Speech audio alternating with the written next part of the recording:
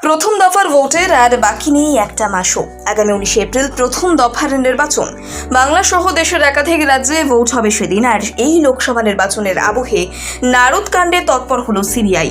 এই মামলায় ইতিমধ্যেই নাম জড়িয়েছে একাধিক শাসক নেতার, এমনকি বর্তমান বিজেপি বিধায়ক শুভেন্দু অধিকারীরও নাম রয়েছে সেখানে। জানিয়ে লাগাতার বিজেপিকে আক্রমণ শানাচ্ছে শাসক দল তৃণমূল। আর এই মামলায় বুধবার ম্যাথু স্যামুয়েলকে তলব করল কেন্দ্রীয় তদন্তকারী সংস্থা। সাংবাদিক হিসেবে নারদ স্ট্রিং অপারেশনটি করেন ম্যাথু স্যামুয়েল। আর সেই অপারেশন হয় 2014-তে।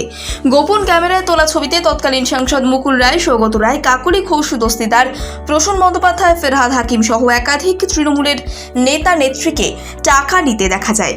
এমনকি গোপন ক্যামেরায় টাকা নিতে দেখা যায় তৎকালীন তৃণমূল নেতা শুভেন্দু অধিকারীকেও। যদিও পুরো বিষয়টি অভিষেক বন্দ্যোপাধ্যায়ের অঙ্গুলি হেলনে হয়েছে বলে অভিযোগ করেন বিরোধী দলনেতা। রাজনৈতিক ফায়দা তুলতেই এই স্টিং অপারেশন করানো হয় বলেও অভিযোগ করেন। যদিও 2016 সালে গোপনে ভিডিও প্রকাশ্যে আসার পরই একেবারে হইচই পড়ে গিয়েছিল। অস্বস্তিতে পড়ে যায় তৃণমূল সুপ্রিমো মমতা বন্দ্যোপাধ্যায়। সেই ঘটনা তদন্ত করছে এবার সিবিআই। এই ঘটনায় ফেরহাদ হাকিম, প্রাক্তন মেয়র শোভন চট্টোপাধ্যায়, সুব্রত মুখোপাধ্যায়কে গ্রেপ্তারও করে তদন্তকারী সংস্থা।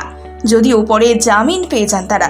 আর এই ঘটনার প্রায় কয়েক বছর কেটে গিয়েছে। 2024-এর লোকসভা নির্বাচনের আগে ফের এই বিষয়টি নিয়ে সক্রিয় হলো কেন্দ্রীয় সংস্থা।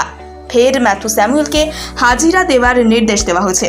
আগামী 4 এপ্রিল তাকে ডেকে পাঠানো হয়েছে কলকাতার নিজাম প্যালেসের সিবিআই দপ্তরে।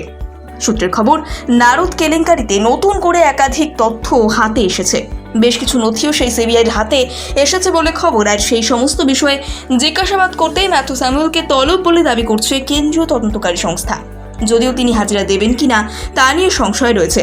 এর আগেও একাধিকবার ম্যাথুকে তলব করা হলেও তিনি হাজিরা দেননি। শেষমেশ হাজিরা দেন কিনা সেদিকেই নজর থাকবে আমাদের সকলের।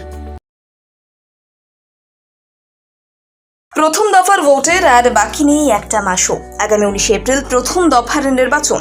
বাংলা সহ দেশের একাধিক রাজ্যে ভোট হবে সেদিন। আর এই লোকসভা নির্বাচনের আবহে নারদকাণ্ডে তৎপর হলো সিবিআই।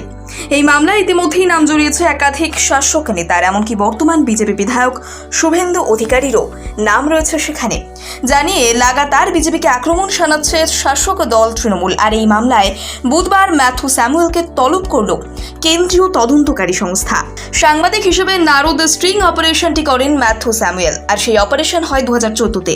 গোপন ক্যামেরায় তোলা ছবিতে তৎকালীন সাংসদ মুকুল রায়, সৌগত রায়, কাকলি ঘোষ দস্তিদার, প্রসূন বন্দ্যোপাধ্যায়, ফেরহাদ হাকিম সহ একাধিক তৃণমূলের নেতা নেত্রীকে টাকা নিতে দেখা যায়। এমনকি গোপন ক্যামেরায় টাকা নিতে দেখা যায় তৎকালীন তৃণমূল নেতা শুভেন্দু অধিকারীকেও। যদিও পুরো বিষয়টি অভিষেক বন্দ্যোপাধ্যায়ের অঙ্গুলি হেলনে হয়েছে বলে অভিযোগ করেন বিরোধী দলনেতা।